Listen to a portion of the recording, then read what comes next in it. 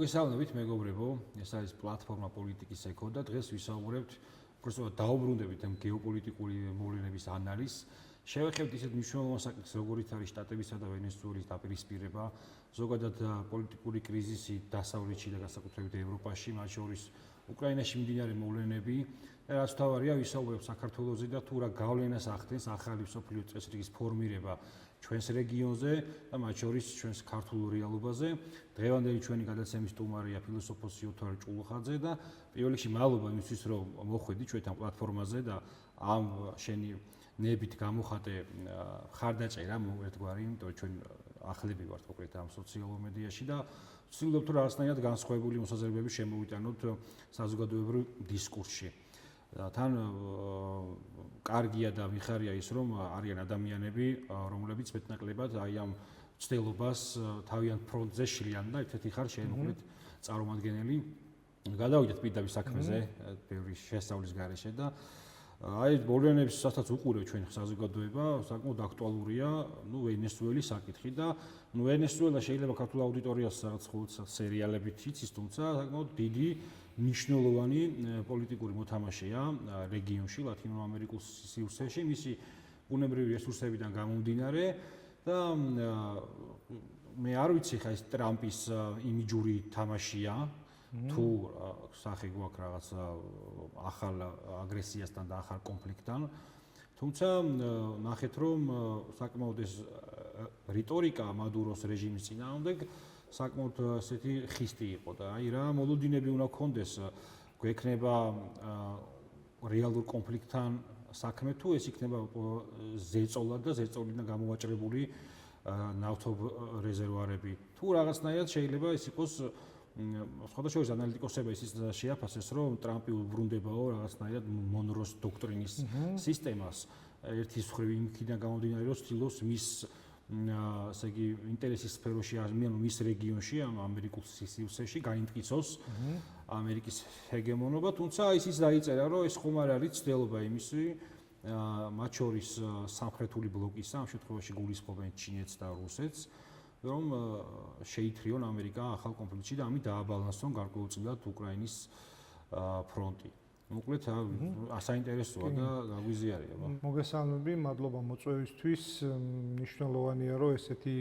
გადაცემები და ესეთი აკადემიური პოდკასტები მრავლად იყოს და წარმატებებს გისურვებთ აი ამ მართლაც მნიშვნელოვან ველზე. რაც შეეხება თემას, ვენესუელისა და ვენესუელა ყოველთვის იყო ასე ვთქვათ ამერიკის სამიზნე, თვითონ ტრამპის წინა ადმინისტრაციის დროს ჩვენ გვახსოვს ეს გუაიდო იყო ხო, მაშინ რომელიც ესეთი ჩამნაცვლებლად მოიაზრებოდა ამ ესეთი ერთგვარ მოკომუნისტო რეჟიმისა, როგორც უწოდებენ. თუმცა,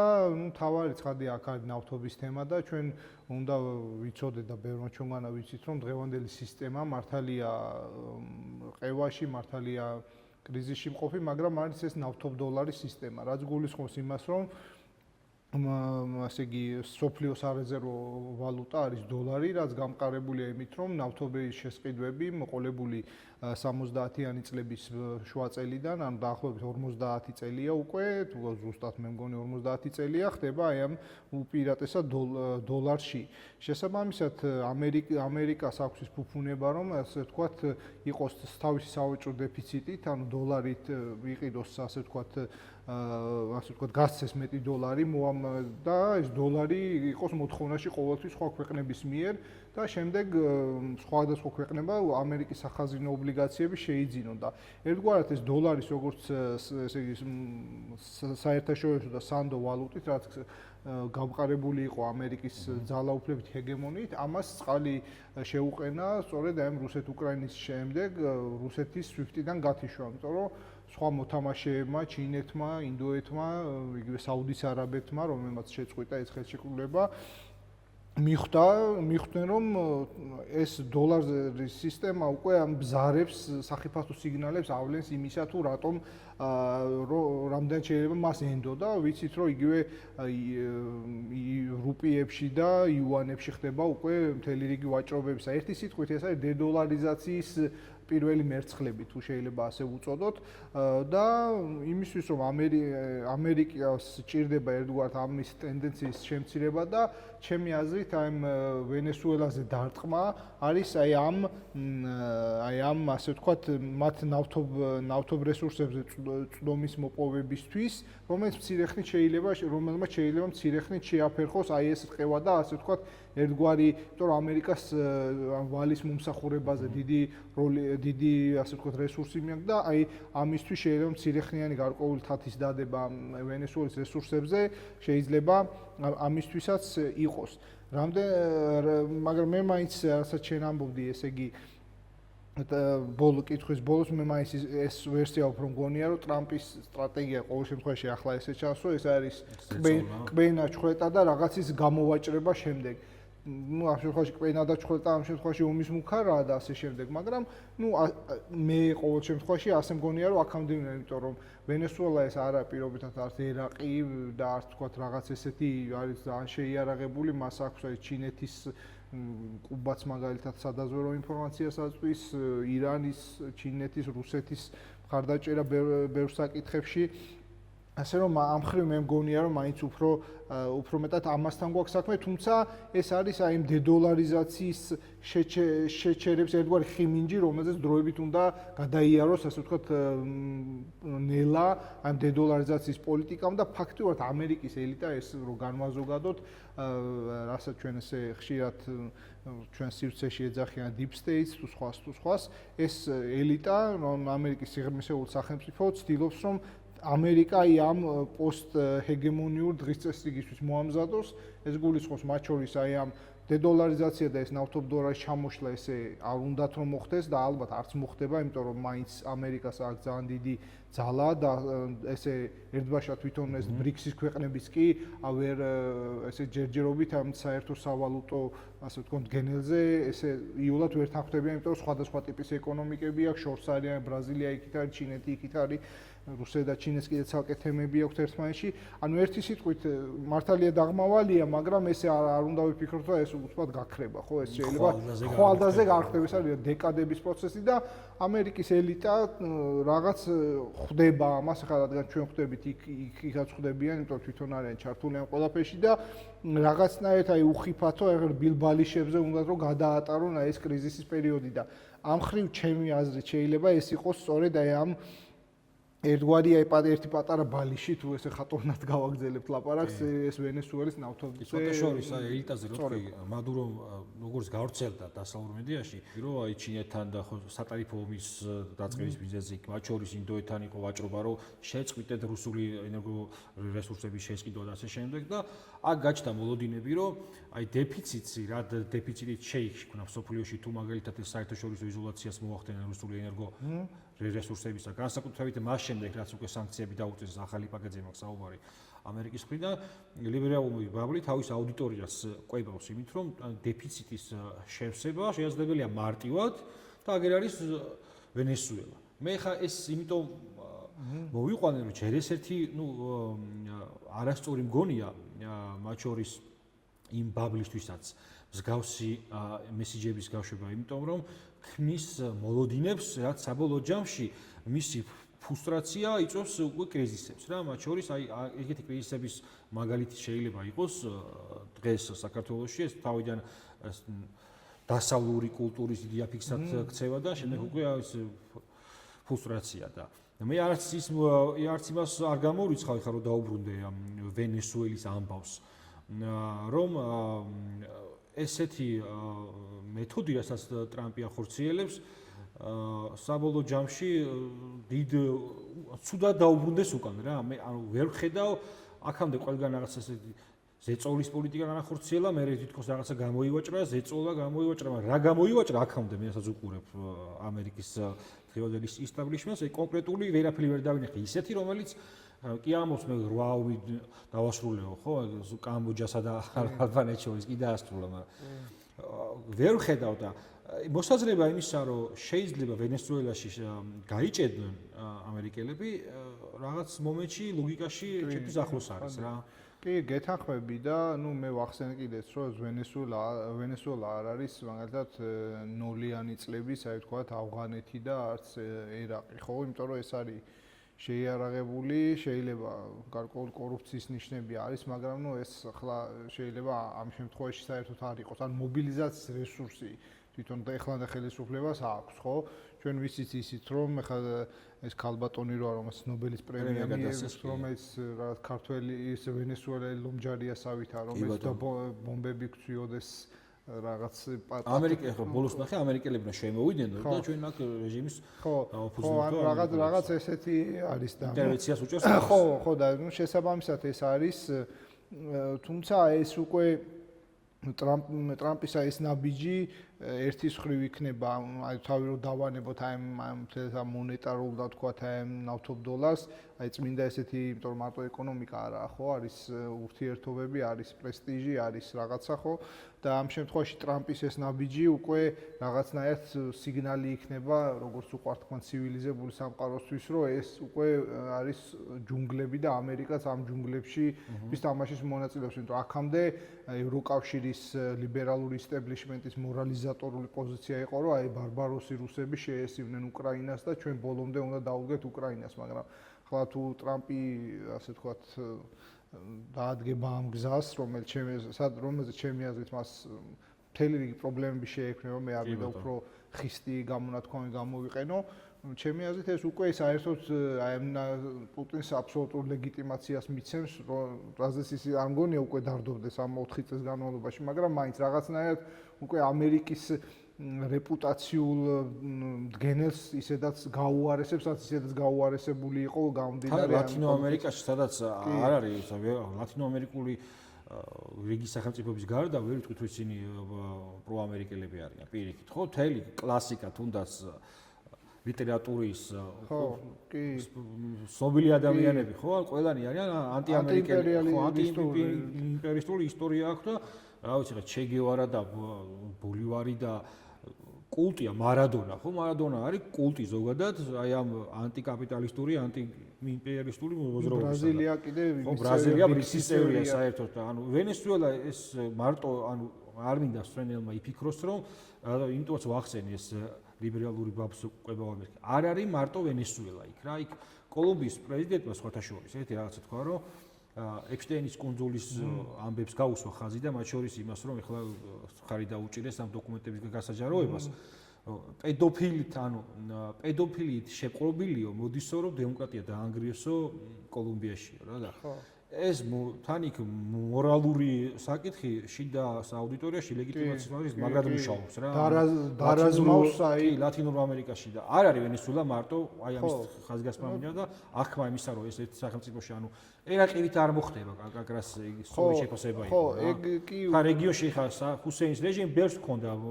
მობეზრებული და შედარებით კარგი მომენტი დაიჭირა ნუ მანდ თუ ესეთი რაღაცა მოხდა ხა ჩვენ მიყვებით იმ ხასო აი ფართო მასშტაბიანი შემთხვევაში ეს თუ რაღაცა მოხდა იქ არის შიდა ბზარების გაჩენა აი წმინდა ელიტის გახლეჩვის და იქიდან ანუ მოკლე გზით აყირავების მეთოდით ხო ამ ხრივ იგივე ახლა ეს ნარკოკარტელებზე და იმაზეა საუბარი ნავთობის ბიზნესებზე რა ხა მე თავს ვერ დავდებ რა ხა ვენესუელის პოლიტიკაში ძალიან ვარ ჩახედული თუმცა რაც მე ვიცი რომ იგივე ამ გენერლებს და სხვებსაც რაღაცა გარკვეული წილები და ინტერესები აქვს მათ შორის ამ სანავთობო სფეროში და ეს ჩემი აზრით შეიძლება იყოს დამატებითი мотиваცია თუ ეს ასეა რამდენადაც მე ვიცი დამატებითი мотиваცია რატომაც ისინი ვთქვათ მედგრად დაუდგებიან აი ამ ვთქვათ პოტენციურ შემოტევას ან რაიმე სახის ზეწოლას ამერიკის მხრიდან. თუმცა ამერიკას როგორც ვიცი ყავს კომპანიები იქ რომელსაც აქვს რაღაც ინტერესები და ნუ ერთი სიტყვით მე მაინც გონია რომ აი ეს მაინც გამოვაჭრების თემა უნდა იყოს რა. კი, სავარაუდოდ ალბათ ეგრე უნდა იყოს, იმიტომ რომ რასაც ნახეთ ამისი რიტორიკა აქამდე თუმცა ხა თუ გაკეხავენ ხა უარს არ იტყვიან, მაგრამ ნუ ანუ ხო არის ახლა პროგრამა მაქსიმუმი, პროგრამა ოპტიმუმი და პროგრამა მინიმუმი და აი რაღაც ოპტიმუმი შეიძლება იყოს ეს გამოვაჭრების თემა. აი ხა ეპშტეინის შევეხოთ მაინც, იმიტომ რომ აქტუალური საკითხია და შემხვდა ტრამპის კომენტარი, რომ თუ მოკლედ ამე არ მაინტერესებს სენატმა რა მიიღო, მაგრამ მინდა რომ რესპუბლიკელებმა იცოდნენ, რომ როგორი ამერიკა ჩავიბარეთ და როგორია ეხლა და დაამთავრე 8 ომი, შემოვიტანე ინვესტიციები ქვეყანაში და მთელ სოფლიო პატივცემსო და რაღაცა ისეთი ის იყო რა, ეს ნათქვამი, რომ მე არ მგონია ამ სანამ ამას იტყოდა ვინმესთან გაევლო კონსულტაცია, იმიტომ რომ ახასიათებს ხოლმე მაგას. ზოგადად ტრამპმა შემოიტანა პოლიტიკაში ისეთი ვორდინგი, რომელიც აქამდე ნაკლებად იყო რა. შეად იგინება კიდევაც რაღაც სხვა ისეთი საუბრობს და ხო და მე მგონი არ გაუვლია კონსულტაცია, იმიტომ ისეთი ნათქვამი იყო წინასწარ რაღაცნაირად, რომ მეგობრებო, მე იმდენი სიკეთე გავაკეთე, რომ ის ამბავი, რომელიც შეიძლება გასკდეს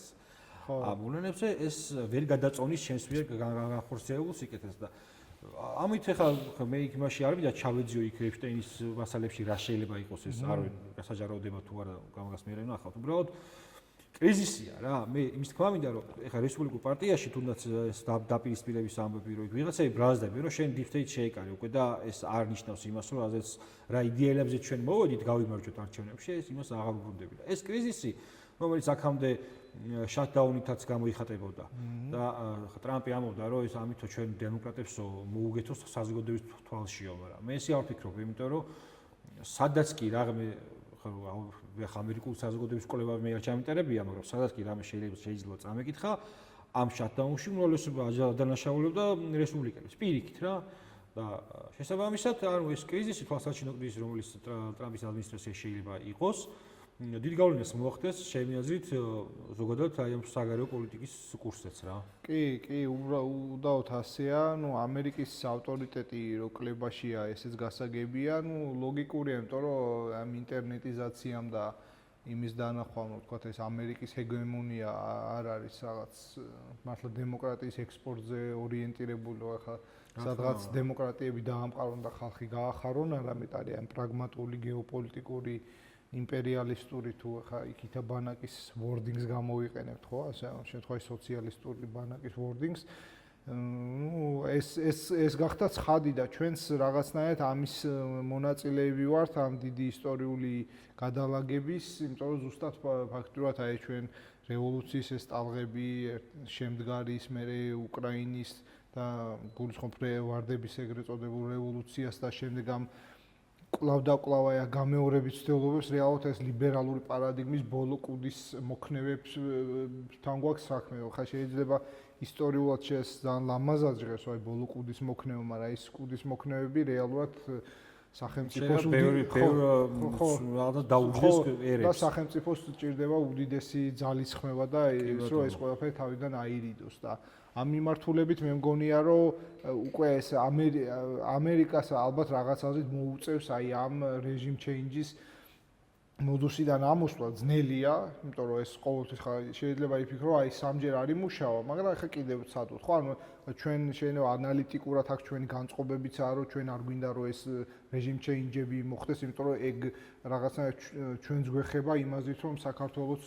იყო წინ არა ტრამპის ადმინისტრაცია, წინა ადმინისტრაციის აშკარად მსხვერპლი და ეს მცენარეების სამიზნე და შესაბამისად ჩვენ უბრალოდ საკუთრივ იქაური ანალიტიკოსებიც ეგ მერშაიმერის და საქსის და სხვაებიც აი ამას უსვამენ ხას რომ ისინი რაღაცნაირად აი მაინც ძველი მეთოდიკით რესპუბლიკელებიც კი ხო რომლებიც ვითომ უფრო მეტად პრაგმატიზმისკენ უნდა შემოწიალებულიყვნენ, თუმცა ისინი შემოწიალდნენ რაღაცაზე პრაგმატიზმისკენ უკრაინა, ჩინეთისკენ, უკრაინა რუსეთის მიმართებაში აღარ არის ესეთი პრო უკრაინული და ესეთი ცალსახა ქორულ ანტირუსული. თუმცა ეს ხდებოდა იმის მოტივაციით, რომ თქვა რუსეთი მოვთაფლოთ ჩინეთის წინააღმდეგ, რაც უკვე ამოვაგდოთ, რაც 70 წლებში რო კისინჯერის თემა იყო ჩინეთის ამოგდება. თუმცა მაშინ სხვა რეალობა იყო და მე ის მიხედავთ, რომ მაშინ ხა იქ ორივე სოციალისტური ბანაკის ქვეყანა იყო, მაგრამ იქ ცალკე სასაზღვრო პრობლემები იყო და ეხლა უკვე ამათი დაკავშირება ახალია. ლიდერების დაპირისპირებაც იყო, მარტო ეგ არ იყო. ძალიან მნიშვნელოვანი ამბავი იყო. კი, ცხადია. და ამ შემთხვევაში აქ უკვე არის აღმავალი ძალა და ეხლა ესენ შეიძლება ბევრი რაღაც დავაბრალოთ როგორც სიზიმპის და პუტინის, მაგრამ პოლიტიკურ გულუბრყვილობას ნამდვილად ვერ დავაბრალებ და ხვდებიან ესენი, რომ ამათ ახლა სიტუაციური და რაღაცნაირად ერთად ყოფნა ურთიერთშემავსებლებიც არიან იმაზით, რომ ჩინეთი როგორც ეკონომიკური გიგანტი, რაღაც ესე დინჯი, ესეთი გველეშაპი, თუ შეიძლება ბრძენი გველეშაპი და რუსეთი როგორც რაღაცა ეს პასიონარული სამხედრო მონსტრი, რომელიც აი რაღაც то ჩინეთს ხა არ უომია ხო როგორც ვიცი 80-იანების თუ 70-იანების ბოლოდან ანუ რუსეთი პრაქტიკულად ყოველ დეკადაში კორეის ომი სადაც აი რუსეთი ფაქტობრივად ყოველ დეკადაში აგერ 2008-ში ჩვენთან იყო მე 14-ში უკრაინა ყირიმი ახლა კიდე 4 წელია ომობს და ეს მაგისთვის თან აი მაგას შემთხვევაში ძალიან მინდა ხაზი გაუსვა რას რომ რა თქმა უნდა ხა ჩვენ აქ თან არ ვსაუბრობთ იმაზე რომ აი მეგობრებო აქ აგეგონოთ რომ ეს ამერიკა ცუდია და ესე არა ეს ტრამპის მოსვლაც ხელისუფლებაში მე პერსონალურად იმიტომაც გამიხარდა რომ ეს აღვიქვის სიგნალად იმისა რომ საერთაშორისო პოლიტიკის აღქმა დაუბრუნდებოდა რეალურ ჩარჩოებს არ შეიძლება ხო პოლიტიკაში ვიღაცა კარგია და ცუდია რა თქმა უნდა ხა დემოკრატიის ექსპორტის იდეა იქნება ეს თუ ისლამის გავრცელება მე-8 საუკუნეში თუ რაღაცა ქრისტიანული ჯვაროსნული ომები ყველა დიდი რაღაცა ექსპანსიური პოლიტიკის მიღმა იდგა იდეა რომელიც იმ ქვეყანას აძლევდა ლეგიტიმაციას მათ შორის ეს საბჭოთა კავშირი იქნებოდა თუ ფაშისტური ისა ხო უბრალოდ ეხა შეფუთვა რაც უფრო მორალისტურია უფრო მიმზიდველია დანარჩენი სამყაროსთვის ეს ამასო დაუბრუნდება ეხლა რაც შეეხება რუსეთის ამბავს იგივე ამ ლიბერალურ ბარფში ხშირად ეხა დღეს მაგალითად გავრცელდა ის რომ ამერიკამ გამოუყო 105 მილიონიანი რაღაცა ახალი ესე პატრიოტ სისტემების დამხმარე რაღაც მოკლედ 105 მილიონი საერთო მასშტაბში უბრალოდ ეს ყოველდღიური ჩაწვეთებები მაგალითად წინა ამ კვირაში იყო ასევე ესპანეთმა გამოუყო დაახლოებით 600 მილიონი უკრაინას დახმარების თვალსაზრისით ყოველ ესე იგი დღიური ნიუსები და ყოველკვირეული ამბები რომ უკრაინაში დასავლეთი ცდილობს რომ მოახდინოს აი ამ რესურსების მობილიზაცია აქმებს აძლიერებს იმისა რომ აი ადრე თუ გვიან ამ გრძელვადიან პერსპექტივაში რუსეთი ამოში აუცილებლად დამარცხდება და თან ქართული რეალობა ისეთია რომ ჩვენ ტკივილები გვაქვს ხო ეხლა ტერიტორიები დაუკარგეთ ომი ვნახეთ ჩვენმა თაობამ მომინახა და მათ შორის ისტორიული წარსული გვაქვს შეუძლებელია რაღაცნაირად ვისაუბროთ რომ იცი რა ჩვენ მაგარი მეგობრები ვართ ჩვენ მეგობრები კი არ ვართ ოკუპირებული აქვს ჩვენი ტერიტორია უბრალოდ ამ აღქმების შეწინააღმდეგება რომ რუსეთი ამოში აუცილებლად დამარცხდება არ იქნება ცუდ რაღაცად რა და პირიქით მინდა ამ შემთხვევაში მაყურებელს ვენასაც ვთქვა რომ რეალობის დაბრუნება ყოველთვის უფრო ჯანსაღი პოზიციაა და თან კიდე ხაზიას მინდა გავუსვა რუსეთის ისტორიის მანძილზე რუსული საბრძოლო მანქანა რუსული სამხედრო ინდუსტრია არადროს არ იყო ოპერატიული პირიქით ის არის უდიდეს სახელმწიფო უჭის მობილიზება მათ შორის მათ შორის კორუფცია ისეთი აქვს რომ სანამ ამას გამოავლენს შეიძლება მილიონობით ადამიანი შეეწიროს ფრონტზე მაგრამ ნელ-ნელა გადადის ის სამხედრო ინდუსტრიაზე ყოველთვის რა და ეხლაც ის რომ მოლაპარაკების მაგიდაზე რუსეთი არ ხდება იმ პირობებით რა პირობებითაც შეთავაზეს მაგალითად რომ კონფლიქტის ხაზი გაიყინოსო იქ სადაც არისო ნიშნავს იმას რომ ჯერ ესეთი ვერც გაჩერდება იმიტომ რომ ჩემი აზრით იმიტომ რომ რუსეთის საზოგადოების დაკვეთა არის ეს მარტო პუტინის ახირება არ არის ეს არის რუსეთის გეოპოლიტიკური ინტერესი იქ ომის გამარჯვებით დასრულება ეხლა რომ ესე რომ გაჩერდეს გონია რომ ჩამოიშლება იქით რეჟიმი და ამიტომ ესე ვერც დასრულდება და ის ყველაფერს გააკეთებს და არავის არ ეგონოს რომ ის რომ რაღაცა სანქციებს დაუწესებენ და პეტერბურგელი ვიღაცა კაცია თუ ვერ იყიდის სადღაც რაღაცას ამით ჩამოიშლება უსეთ ის მაინც ყიდულობს თან ის მაინც ყიდულობს თან იმიტომ რომ იქ კიდე სხვა სისტემა მუშაობს და ჩანაცვლა იქ ბაზრები ამით ვერ შეაშინე და ჩვენ თვითონ ვიძახით რომ აი შემოვიდნენ ომშიო და რაღაცები მოიპარესო ხო საპირფარეშოს ნაწილები და ერი რომელიც მაგას აკეთებს შენ ვერ შეაშინებ რომ ბურგერს ვერ შეჭამ რა დაარქმევს კუსნაი ტოჩკას ღირობითა და არ აინტერესებს ის სხვა ფილოსოფიის მატარებელია და შესაბამისად აქაც მე ამას უყურებ რომ ახლა კითხვაზე რო თან გადავიდე მოლოდინები არსებობს ასეთი მოკლედ რომ გაყინული თანხარაც არის და რუსეთისა ოღონდ ჯერ კიდევ ამდენი ხარია ამას ცდილობს ევროპა რომ მისცეს თანხა რომ რაღაცნაირად გადასცეს უკრაინას და მოემზადოს უკრაინა ზამთრისთვის იწერება ისიც, რომ საფრანგეთმა უნდა გადასცეს, რომ რაღაც ავიაციის ესკადრილია უნდა შეისყიდოს. ეს რესურსები საიდან მოაქვს უკრაინას არ ვიცი. თან იმ ფონზე რომ ატყდარია კორუფციული სკანდალი უკრაინაში,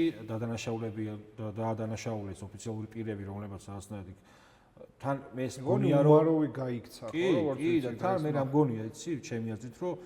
ზელენსკის ადმინისტრაციის თვითონ ზელენსკის გაწევენ ამ თემაში, რომ ეს თვითონ სუფთაა შეიძლება იყოს. და სხვა ჩაავდონ, ან პირიქით შეამზადონ, რომ წარუმატებელი თან იმის ფონზე რაც ხდება ახლა ფრონტზე, ხო? მნიშვნელოვანი გარღვევა აქვს რუსებს. ნუ სამწუხაროდ ისე რეალობა ესეთია. რომ ამის ფონზე ზელენსკი შეიძლება აი ამ კორუფციის ბრალდებით ჩაავლონ და თან მოდის ზამთარი და დღესაც და გუშინაც საკმაოდ დიდი ის იყო რა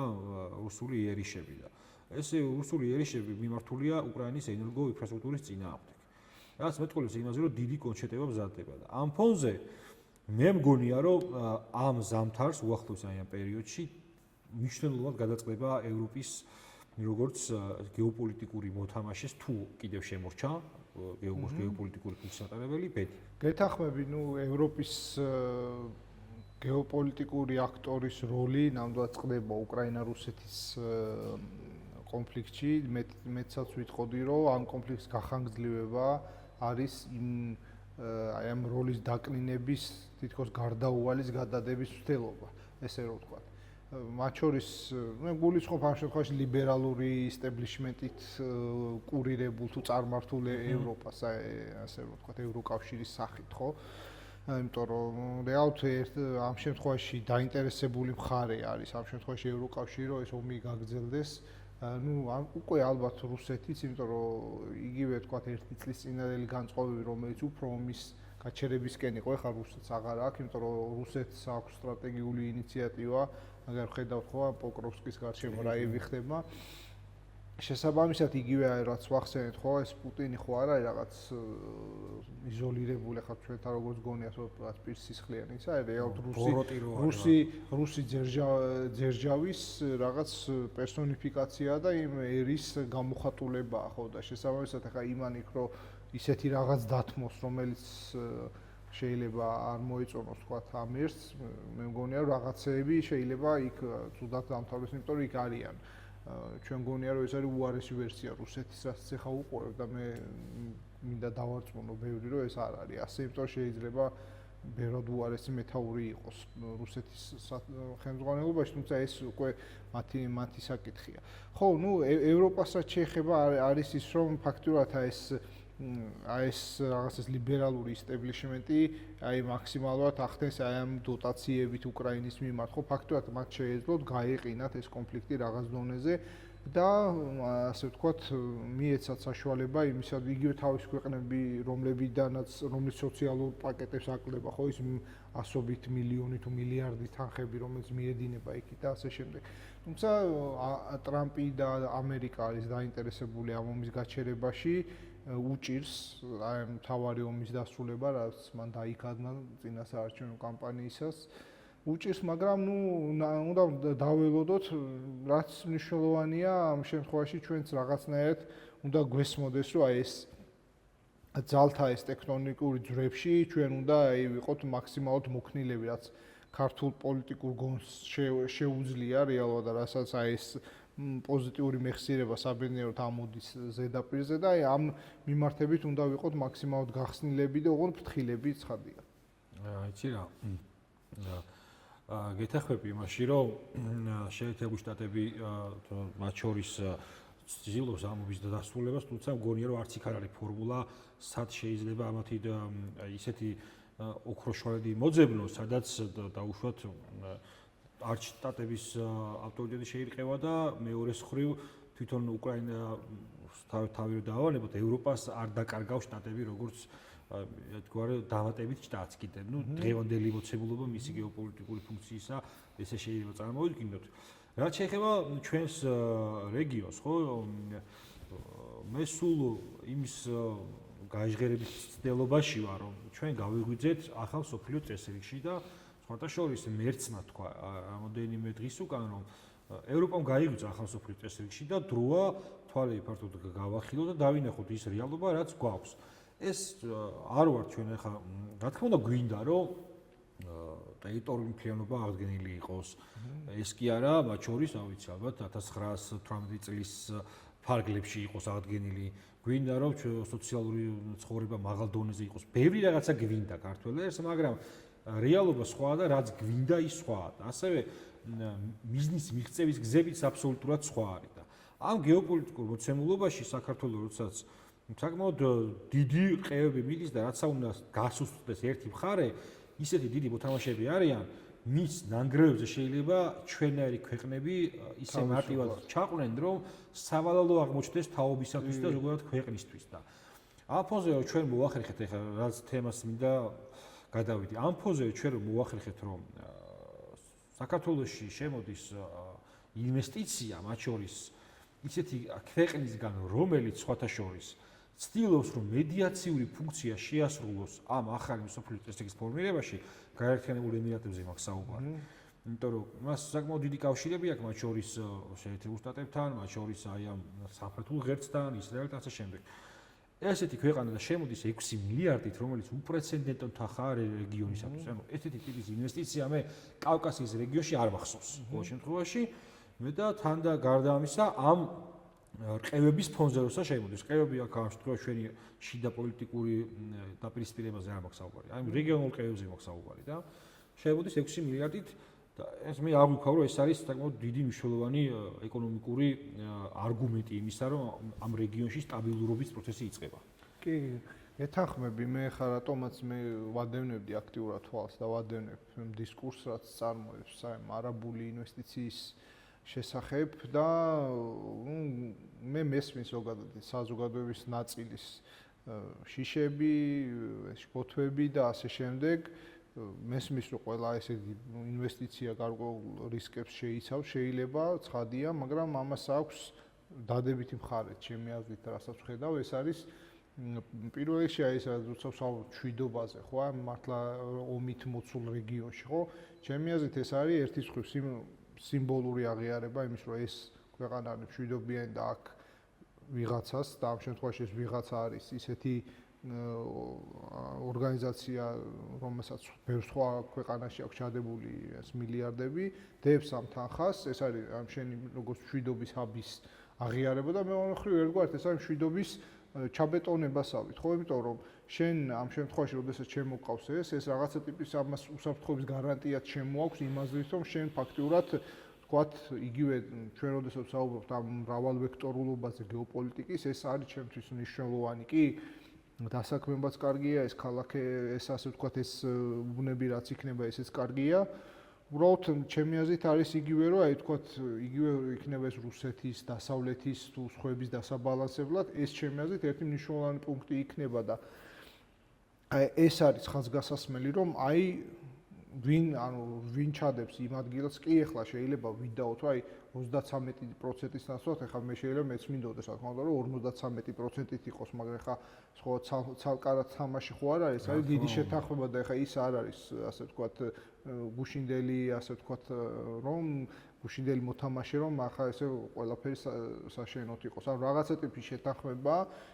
ჩემი აზრით არის ოპტიმალური და ჩემი აზრით მნიშვნელოვანი არის რომ ეს რაღაცა ტიპის ეს გეოპოლიტიკური ნიუანსი შემოაქვს იმაზეც რომ შენ ხდები ერთგვარად ანუ დამატებით ანუ შენი ხო აი ხა მშვიდობის რაღაცა ანუ აქამდე ჩვენი მშვიდობის რაღაცა თამასა არის რომ აი თქვათ ვიგერიებთ რევოლუციებს. ეხლა ეს რომ მოვიგერეთ რაღაც ეს შორს უნდა გადავწიოთ ხო ეს თამასა ანუ რაღაც ფარების ფენები უნდა აღმართოთ რა და ერთ-ერთი ფენა არის სწორედ ჩემი აზრით ეს ინვესტიცია რომელიც მე რამდენადაც ხდები რასაც დავაკვირდი პირიქით ჩემი აზრით უსაფრთხოება უნდა მოიტანოს იმაზით რომ ამ რაღაცა ინტერესი ხდება მოთამაშისა რომელსაც აქ იგივე საუდის გულისხმობ არაბეთის საემიროებს რომელსაც აქ კავშირები მისი ინტერესი იქნება რომ აქ რაღაც ტიპის მშვიდობა იყოს და ეს დამატებითი ინვესტიცია იქნება მშვიდობაში და მე ამ ხრივ ძალიან დავაფასებდი ამ წამოწყებას. კიდე გარდა ამისა კი ხა ის რაც მინდა კიდე ხაზი გაუსვა რა თქმა უნდა ყველა კითხვა ლეგიტიმურია ამ პროექტთან მიმართებით იმიტომ ამ ხელა ინვესტიცია არ შემოსულა და ნუ ამ ყველა კითხვაზე ვისურვებ რომ სწორი ფორმით გასცეს ქართულ სახელმწიფომ პასუხი. უბრალოდ მე რა მინდა აღვნიშნო. ჩემთვის, როგორც აი ერთი პერსონისთვის, იმდენად მნიშვნელოვანია ეს ტიპის ინვესტიციის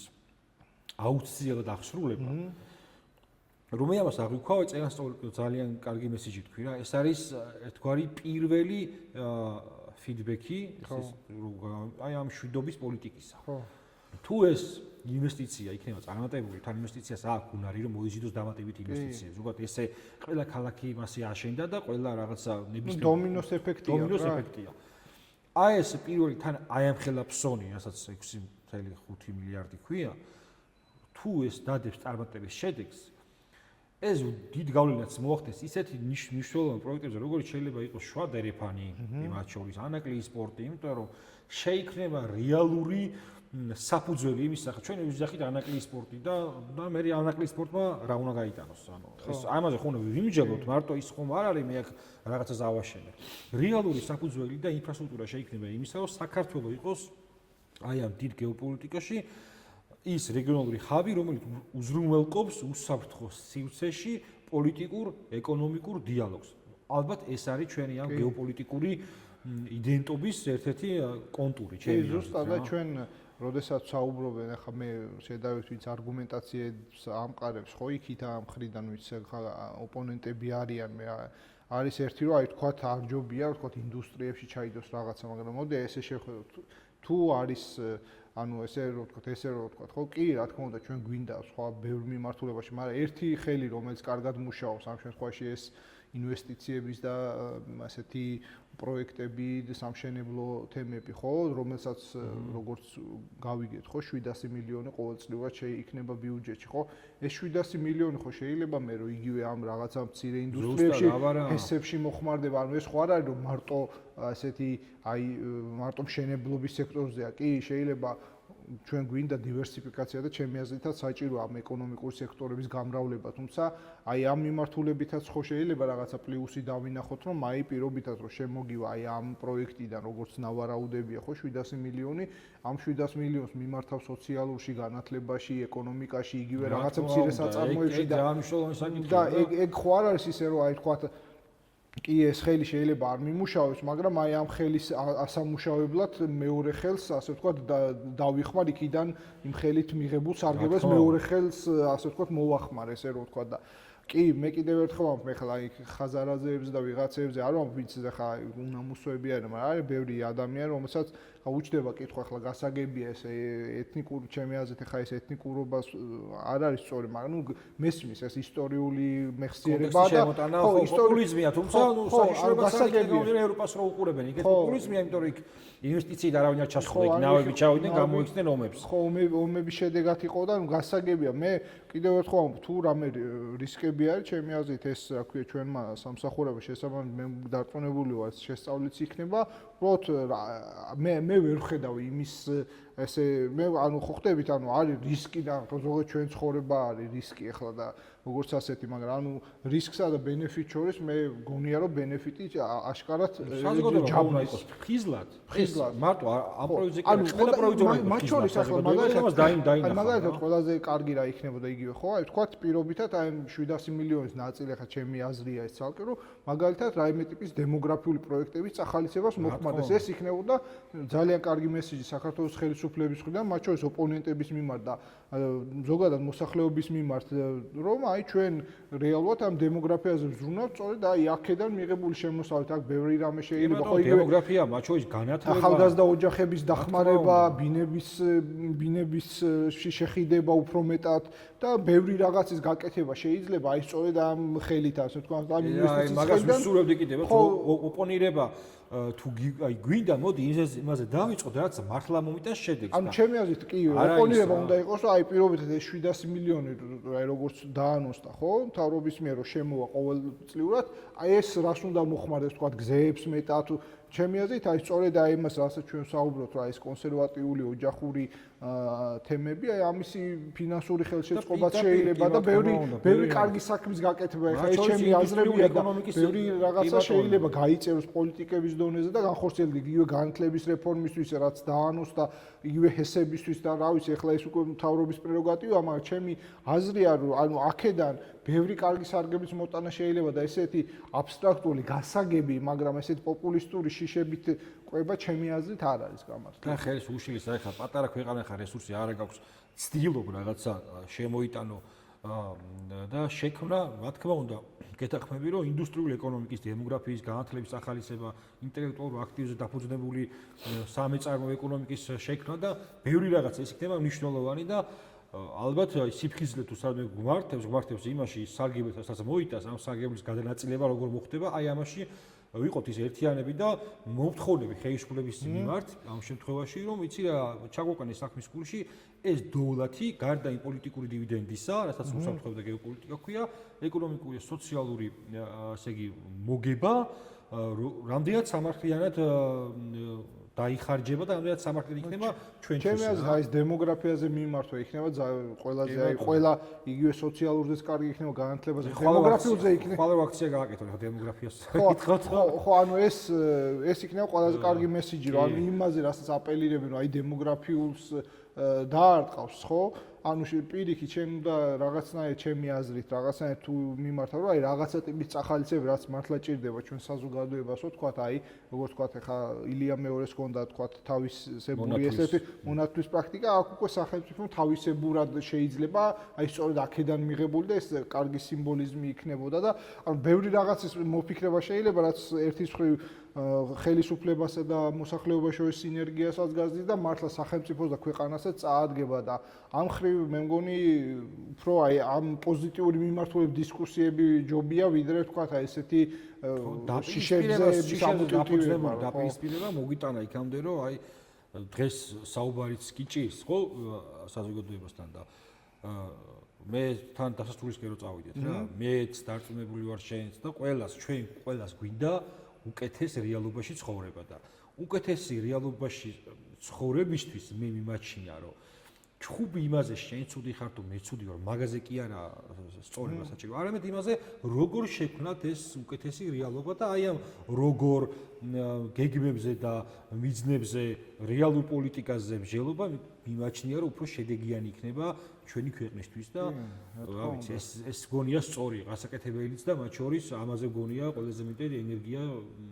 ჩასადების საზოგადოების და სახელმწიფოს მხრიდანაც და მათ შორის პოლიტიკური პარტიების მხრიდანაც და არა იმაზე რომ დღეს დაგამხობ ხვალის გაიქცევა დადგა 5 ოქტომბერი და ერთი წავიდა ერთი მიმართულებით და მეორე მიდის იღებულობს კანონებს კიდევ უფრო გაუმკაცრა ამ კატეგორიას რაღაცები და ასე შემდეგ ანუ და ჩვენც ხო უყურებთ ამ ყველაფერს რა ხომ დავიღალეთ ხო და თუ დავიღალეთ მაშინ გადავდგათ ვაჯობოთ ჩვენს ეგოს და აი ამ პოლიტიკურ манипуляციებს და საუბარებში დიალოგში რეალობაზე ვილაპარაკოთ და არა აბსტრაქციაზე მოკლედ ეს მოწოდება საერთოდ რო იყოს დასასრულისკენ კიდევ ერთხელ მადლობა დღევანდელი ამბისთვის და რა ვიცი გისურვებ წარმატებას და უსურვებ წარმატებას ყველა იმ ჩვენ ქართველს მსმენელს თუ არამსმენელს ვინც ფიქრობს იმას რომ უკეთესი რეალობის შექმნა შესაძლებელია ოღონდ არა აი ამ გზით რაც წელს ჩამოთვალეთ დიდი მადლობა მოწვევისთვის და წარმატების გისურვებთ